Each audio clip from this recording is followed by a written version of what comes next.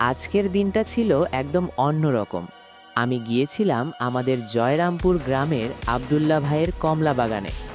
মাঠের আঁকাবাঁকা পথ দিয়ে বাইক চালিয়ে যাওয়ার সময় ভাবতেই পারিনি বাড়ির এত কাছেই এমন সুন্দর একটা স্বর্গ লুকিয়ে আছে। বাগানে ঢুকতেই মনটা ভালো হয়ে গেল।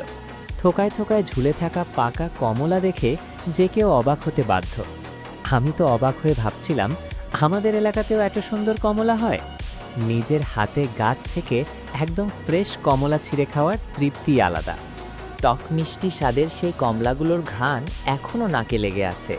বাগানে বেশ কিছুটা সময় কাটালাম, মন ভরে কমলা খেলাম, আর যাওয়ার সময় পরিবারের সবার জন্য সাথে করে নিয়ে এসেছি।